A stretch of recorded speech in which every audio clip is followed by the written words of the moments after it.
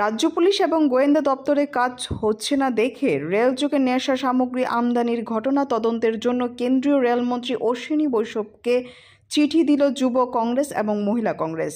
রবিবার সকালে post office চমুনিস্থিত প্রধান ডাকঘর মারফত যুব কংগ্রেস এবং মহিলা কংগ্রেস কেন্দ্রীয় রেলমন্ত্রীর নিকট এই চিঠি পাঠায়।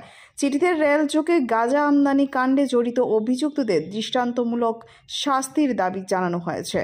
ভারতের একটা লেগেসি সেই ইন্ডিয়ান রেলওয়েজ দিয়ে এই 15ই অক্টোবর রাতে আমরা খবর পাই যে এই রাজ্যে 2 ওয়াগন ফুল নেশা সামগ্রী কে বা কাহারা পাঠিয়েছে তার কোনো এখনও হদিশ নেই।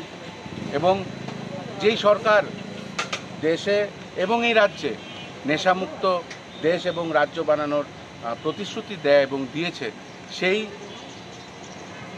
সরকারের দ্বারা পরিচালিত এই ইন্ডিয়ান রেলওয়েজ দিয়ে এখন নেশা সামগ্রী এই ত্রিপুরাতে আসছে এবং ত্রিপুরাটাকে একটা করিডোর বানিয়ে দিয়েছে, যে করিডোর দিয়ে নেশা সামগ্রী আজকে বাকি নর্থ ইস্টার্ন স্টেটসগুলোতে ডিস্ট্রিবিউট হচ্ছে।